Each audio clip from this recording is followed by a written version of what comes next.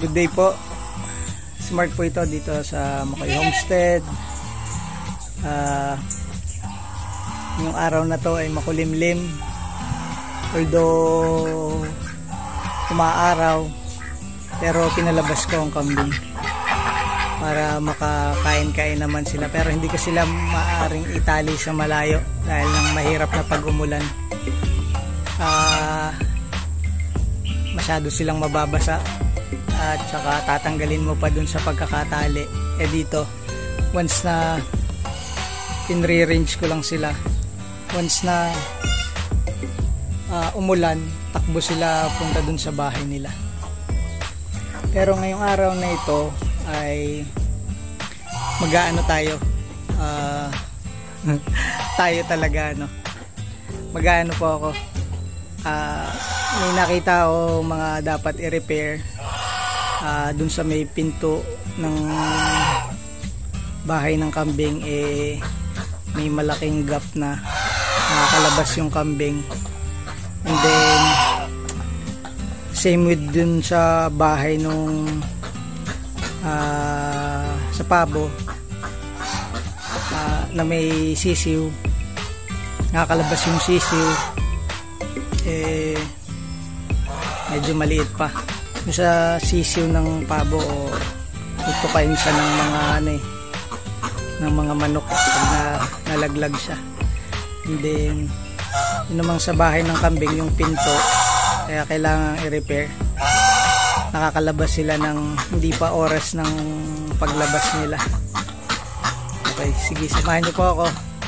Yan ako, medyo maingay at nandito kasi yung mga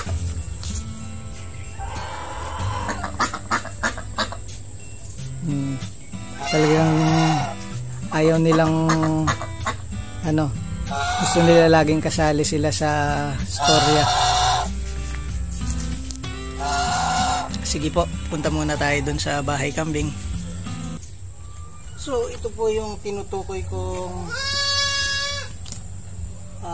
re-repairin natin. Nakakalabas kasi yung kambing dito, saka mga natanggal na po kasi.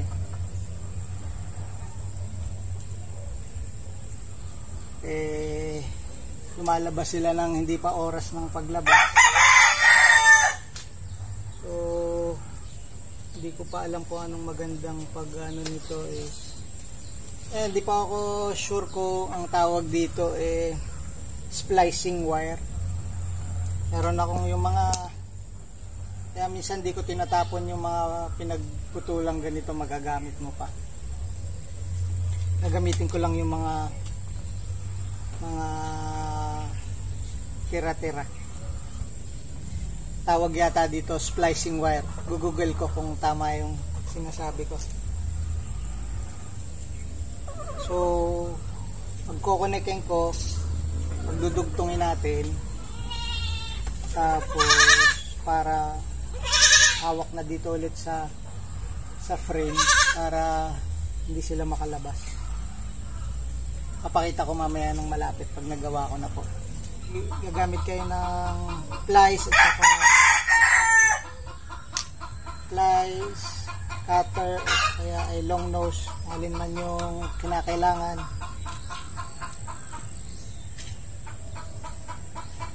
Yung tema po nung splicing wire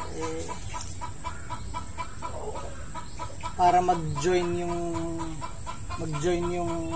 wire na magkahiwalay. So pagdudugtungin natin,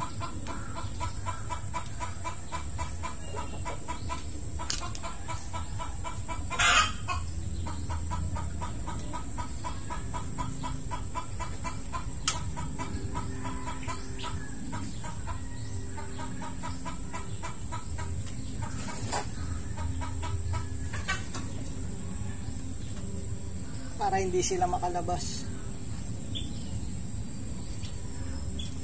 Tingnan nyo, marami po talagang gustong kasali dyan sa storya.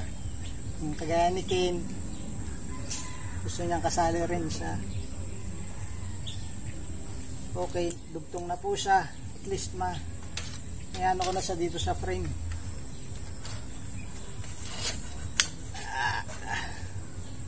baliktad.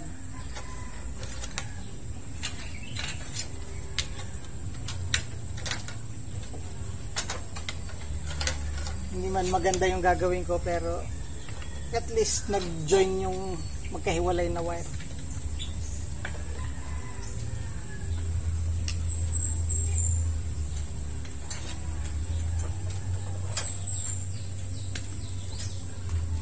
Pero kagaya nung ginawa ko dun sa feeder, kailangan lang siguraduhin nyo na walang matutulis na makakasakit sa alaga nyo.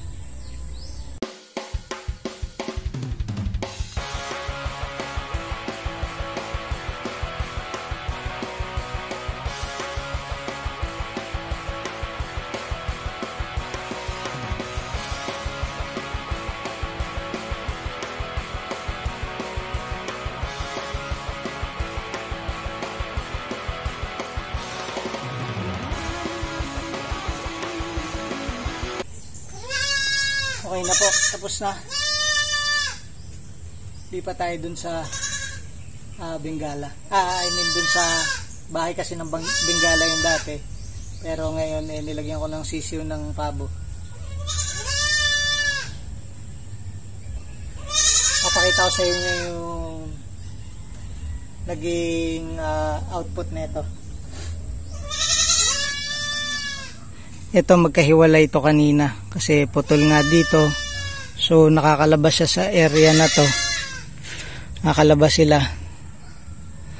Ngayon dahil nga pinagdugtong ko na siya, tsaka ito nakaano na ulit sa frame, same itong dito sa taas. Okay na to, hindi na sila makakalabas, although meron ako hindi nakabit ito tsaka ito, pero hindi naman sila makakadaan dyan. Gilid ko muna, pasok ko muna dito, yan, hindi naman sila makakalabas dyan. So yun, next is yung sa pabo. Bale makakalabas po kasi dito yung sisiw ng pabo, so lalagyan ko siya ng screen siguro mahanggang dito, tapos lalagyan ko lang siyang cable tie. Kaso wala ako kasing chicken wire, parang screen lang yung nakita ko, pero pwede na to. Cover ko dito kasi yung sisiw hanggang dito lang naman, so lagay ko hanggang dito. Hindi ko na po isasama yung paggupit ko kasi medyo matagal na proseso. Pag kinabit ko na lang siguro. Gamit tayong cable tie, then ice pick, tsaka gunting. Today's video nga pala po is sponsored by Columbia and Islander na tsinelas. Makikita nyo pa yung dumi ng kuko ko. Etchos lang. Testing lang pagka may sponsor na. Okay na po, nagupit ko na. Hindi ko na kinat ng paganyan, diniretso ko na yung kung ano man kasi medyo mahabang to proseso, pero okay na to, basta matakpan ko lang yung pinakababa para wag makalabas. Wala akong maisip na pang kabit dito, kundi cable tie lang yung ganito.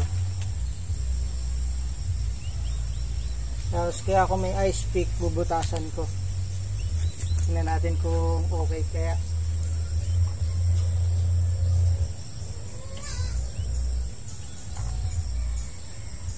Tingnan natin dito sa side na to.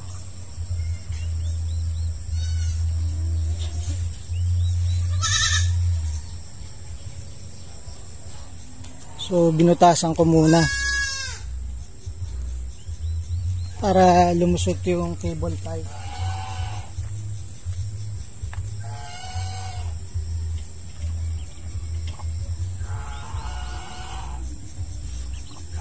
Pero bago ko higpitan ng sagad, siguraduhin ko munang tama yung pagkakalagay.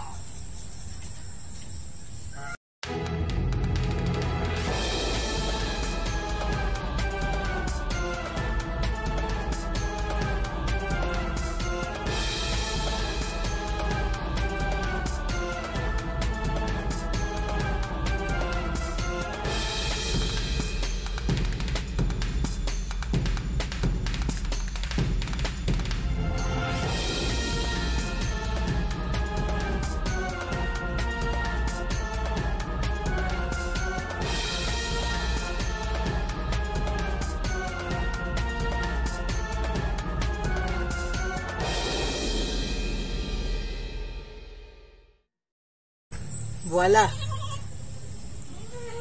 okay na po. Mga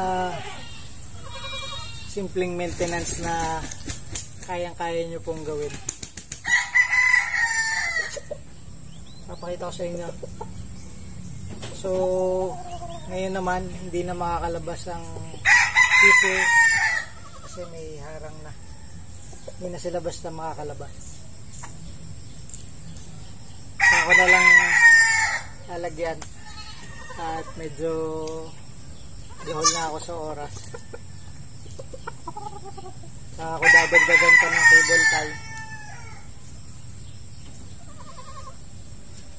sa mga pagitan para mas matibay.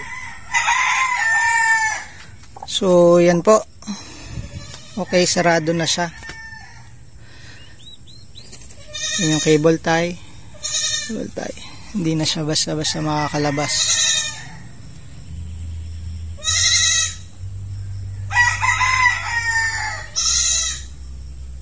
Ayun sila.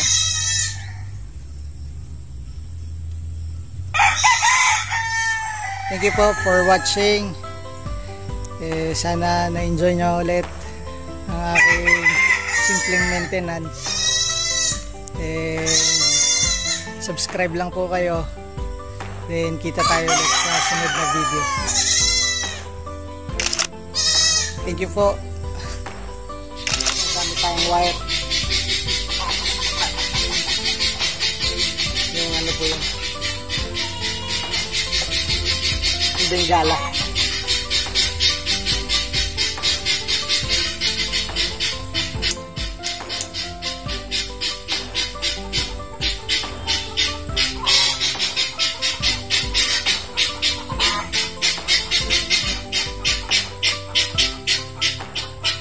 Marami dito ng ano, gusto nila kasali rin sila sa pagkukwento.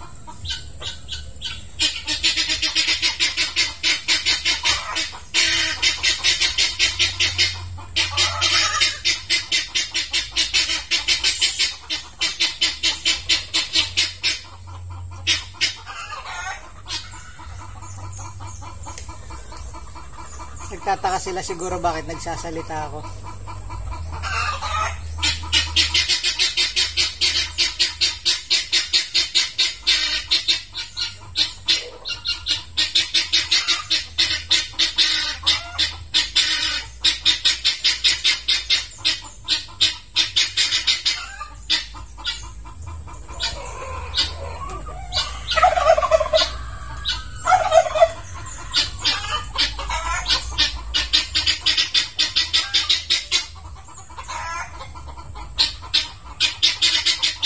Gusto nilang kasali sila.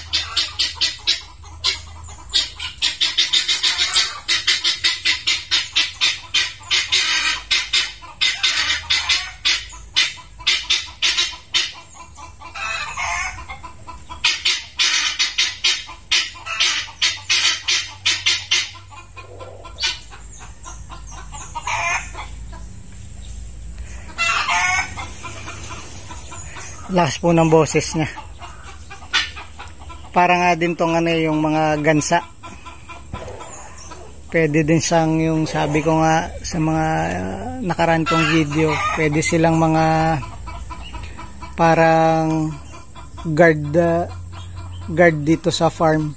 Kasi once na may makita silang kakaiba, magsisigaw sila. Hindi ko alam kung ano nakita niya, bakit ano. Ayun, naririnig nyo, baka po gawa ng ano, merong uwak eh. Naririnig ko. O dahil ng pumuputak ang manok. Feeling ko gawa ng uwak yan, kaya siya nag-ano. Alam niyang pag may predator, mag-iingay siya. Ayun, naririnig ko yung uwak. Hindi ko lang alam kung nasan.